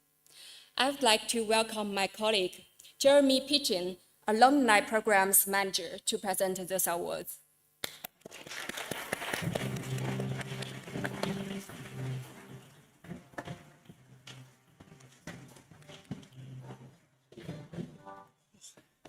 Good evening, everyone. I appreciate that I've got 6 minutes. So I'll try and keep this brief. Just to let you know, we do it slightly differently. We don't have runners-up. We just do a short list of winners. So we won't have anybody stand up, and just the winners will come up on the stage, just to hopefully streamline stuff. Much like many of the amazing students here, alumni of Newcastle go on to achieve some amazing things once they graduate. They have real-world impact across the globe, and they impact the lives of so many people. We really do take pride in that community, both of students and graduates, and in all of those graduates, particularly who are working towards making the world a better place.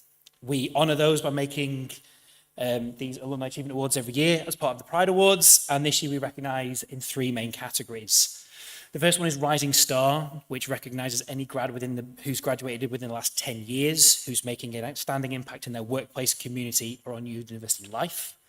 Some previous winners are in the room this evening. We have Sarah Grant, who's an inspiring entrepreneur and pioneer in healthcare recruitment, and Dylan McKee, who's a young entrepreneur, influencer, and ambassador of the Northeast Startup as well. We run the Alumni Impact Award, which recognises alumni who have made an outstanding contribution to business or industry, an outstanding contribution to society or community life, and have the potential to inspire the next generation of students. Last year's winner, if anybody was here, was John Cooper, who is now a KC, was a QC.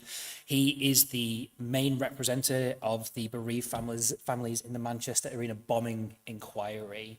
So very high profile, and has dealt that with a great deal of grace and humility. In particular, he's worked closely in relation to the Martin's Law campaign, which champions the incumbents' duties for public venues to look after people more safely. So obviously a massive difference. The new award, the third award this year, is Contribution to University Life, which recognises a graduate who is making an outstanding impact on students and the university community, specifically through volunteering their time back with Newcastle. Our winner tonight will be the first winner of this award. These awards give us a chance to recognise amazing people like Sarah and Dylan and like John, and we are always inundated with nominations across all these categories. This year was no exception. We had nominations coming around from around the world, and it did make shortlisting surprisingly difficult. We managed to cut down to just 9 of our alumni, and I'm very happy to say I passed that on to an entirely external judging team, who then had to pick 3 people out of those 9. So to begin with, for our first category, Rising Star, we actually nominated 4 alumni this year. They are Chima Amadi, who is the founder of Clamac Digital Health, which uses technology to improve the access to quality and affordable healthcare for over 20,000 people in Nigeria. Andrew Jenkins, founder of Kinnewell Energies, a North Shields-based company leading the way in offshore wind technology and the transition towards net zero. Professor Bina Koshi, a professor of developmental pediatrics, almost still on that one, who has also seen her work recognised in the UK Achievers Honours List. And Thomas Hopkin, the co-founder of the Lubber Fiend, an affordable and supportive music venue and community space right here in Newcastle. I'm just going to keep rolling. I'm delighted to present the first award to an incredible person whose drive to develop innovative technologies has had a massively beneficial impact on social and environmental challenges through his company, Kinnewell Energy. Recognised by Business Live as one of the 5 most promising Northeast firms in 2023. They are a rapidly growing company that is creating jobs to accelerate and reduce the cost and the transition to net zero. They're based in North Shields. They're a market leader in developing optimal solutions for offshore wind, which I'm sure many of you might be aware is a really big development for the Northeast, and is also offering bespoke solutions via advanced mathematical and AI, which I know is a scary term, techniques. In 2022, they were recognised as one of the most innovative businesses in the Northeast, and their pitch at the Global Offshore Wind Conference was voted by the audience to be the best of all the pitches presented. This isn't all. Andrew and his team actively collaborate with us here at Newcastle. They've supported several business school MBA projects. They've co-developed the Geospatial CDT Challenge Week. Don't ask me what that means, I don't know, but it sounds impressive.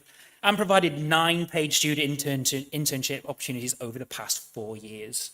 Perhaps finally, Andrew himself is also a volunteer member of the National Park Mountain Rescue Team, and that covers 5,000 square kilometres in the northeast. So not only does he do all this amazing work with offshore wind, but he also goes out to rescue people when they get into trouble.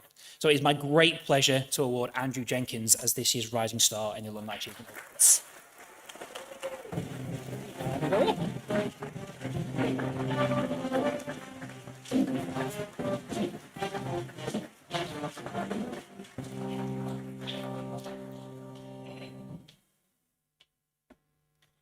Thank you. It's absolutely amazing to be recognised with this award. There's some incredible people in the alumni and in the university in general, as we've seen this evening. I can't take this all down to me. We've got a fantastic team at Kinnywell Energy, and many of them are Newcastle University graduates themselves. And a lot of support was provided to us, particularly at the start, from the fantastic startup team to help us get up going and to scale up. There's a fantastic community of student founders within the Northeast, particularly driving forward challenges on net zero. So if anyone does want to start a business in this area, just do it. It is a challenge. There's so much opportunity. And it is an emergency that needs a lot more effort going into it. So please just do it if you want to. Thank you.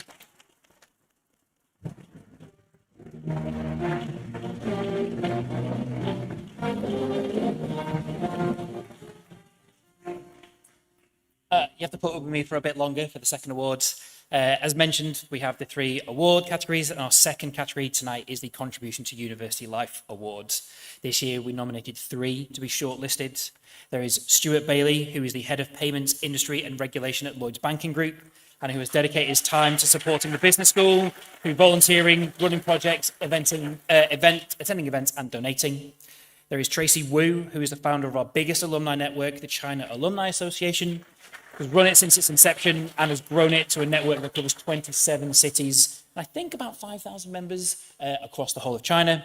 And Manos Vranakis, who is the president of the Shipping Alumni Society, which includes members across Europe and which hosts events in Athens, London, and across the globe. I'd now like to invite our speaker for the winner to come forward, Stephen Sardi, who is the Corporate Relations Manager from the Business School. And I'll take this.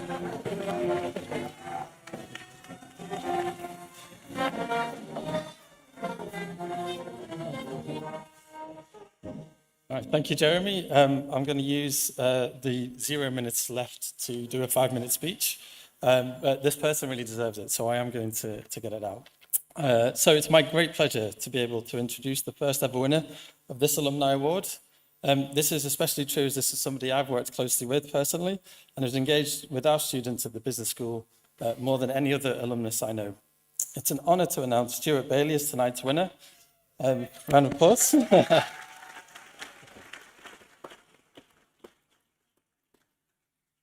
So Stuart is Head of Payments, Industry and Regulations at Lloyds Banking Group, as mentioned. As you can imagine, this is a demanding role, but Stuart never misses an opportunity to return to Newcastle to give back his time, knowledge and experience to engage and inspire our students.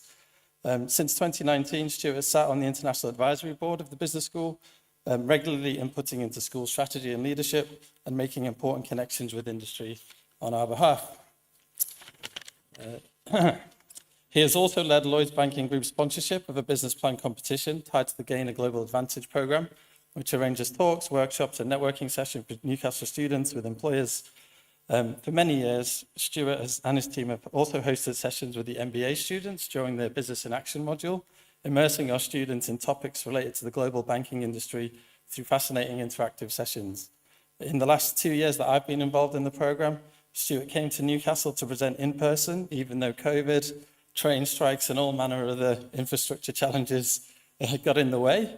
And both times the MBAs, who Juan here will also attest to, as a former MBA student, they are often quite difficult to please. But Stuart's sessions have always ranked the highest out of all of the 10 sessions that have been delivered. against the likes of HSBC, PwC, BlackRock. And again, it's not a competition, but it is nice to be top. He also attends many events to support the university, including convocation lectures, Goldman events, panel debates, and so many others. On top of all of this, Stuart not only donates his time and expertise, but also quietly contributes to the university in another way. Both he and his mother have helped establish enterprise philanthropy at the university, providing scholarships to postgraduate students. Stuart is truly an asset to the Newcastle University community, and we're incredibly fortunate to call him a dear friend of the business school. His ability to engage, inspire, and bring people together is simply unmatched. I can't think of anyone else who deserves this award more. Congratulations, Stuart.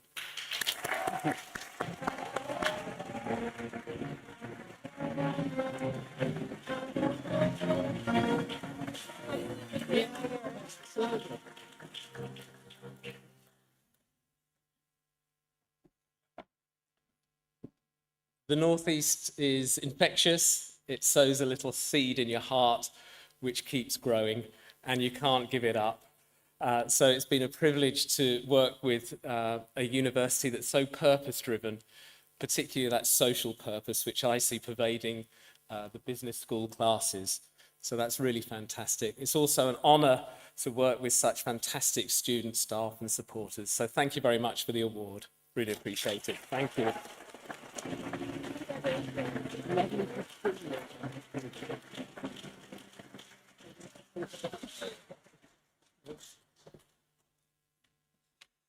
I'm going to cheat and come back on the downward stairs. I'm just glad I didn't trip. I'm now 5 minutes over, so I'm going to be really quick.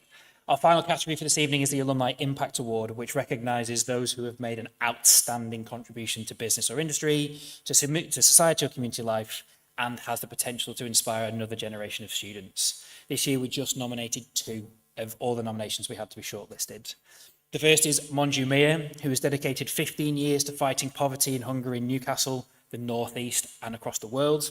This includes being a trustee of the West End Food Bank from last year, as well as supporting them directly with fundraising and a custom fundraising platform over the past 8 years.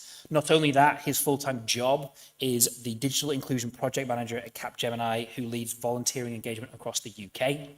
And our second nominee is Dionysius, I hope I pronounced that right, Dennis Asanis. He's the president of the University of Delaware, one of the oldest universities in the US, and has been running since 1743.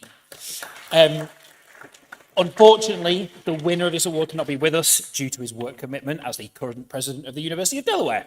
However, he is in fact attending an event this evening in New York and will be receiving his award at that event. We did briefly consider live streaming it, but we'd have to be here till 2 a.m. and I think everybody would kill me if I said that.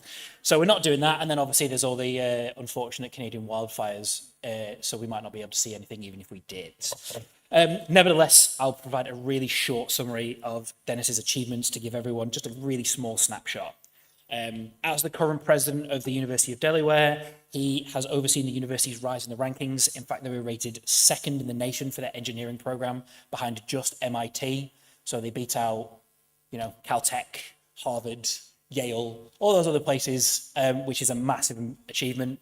He's revitalized the Associate Arts program, which specifically supports students from disadvantaged backgrounds to come and study arts at university. He oversaw the purchase of a former Chrysler plant, which has been completely renovated into the university's Science, Technology and Advanced Research campus, which now hosts more than 3,000 people and is a national hub for biopharmaceutical innovation, which sounds really impressive. I don't know what that means, but it sounds great.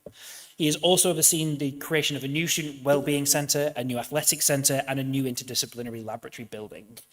And he has overseen the rise of the impact of the University of Delaware on the state of Delaware, resulting in last year bringing in $3.2 billion to the state's economy, which is quite a mind-blowing figure. He's also been recognised for his many hard work in multiple different sources, including President Joe Biden, who named him to serve on the President's Council of Advisors on Science and Technology. He's been named to the new National Commission on Innovation and Competitive Frontiers, and he is on the leading committee for the US National Academy of Engineering. I wasn't aware of this, but when I spoke to somebody, he is one of like 3 people in the US that can nominate all 3 of those things. So it is incredibly impressive, the journey he's been on. There is a lot more to be said about Dennis and his extraordinary achievements, but in his absence, it's just left to me to say that he's truly deserving of this award, and we're really very happy to present it to him in absentia for this evening. So a quick round of applause, and then I'll pass on to everybody else. That's it.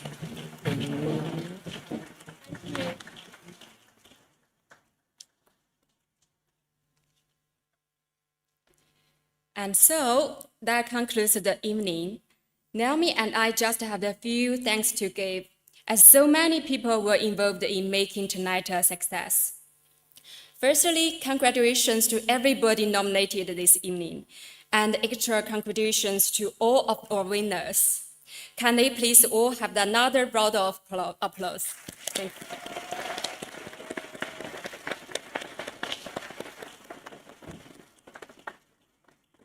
A huge thanks to everyone who took the time to write a nomination and all of our students shortlisted this evening. Our Pro-Vice Chancellor, Jane Robinson, for opening this evening's dinner. Our keynote speaker, Lucy Winskill, Lord Lieutenant of Tyne and Wear, for inspiring us all and giving us lots of great advice.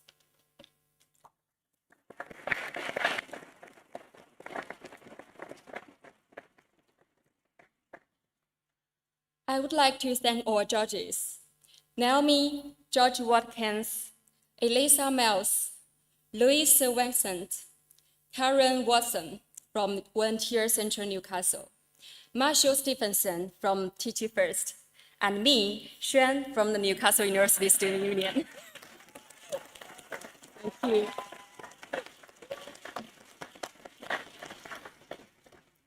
Everybody at the Civic Center for looking after us as well. And of course, our fabulous AV company, the R&B group. Thanks.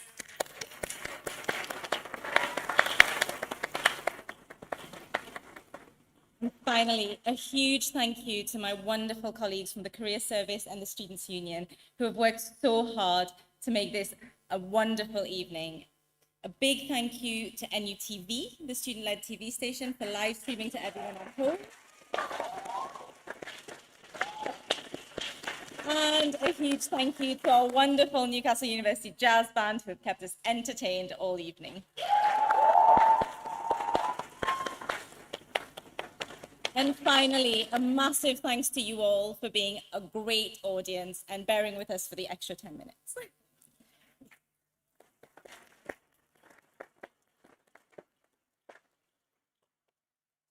I hope you have all had a wonderful evening and enjoy the rest of your night. Hopefully, you will all continue your great work and inspire others to do the same.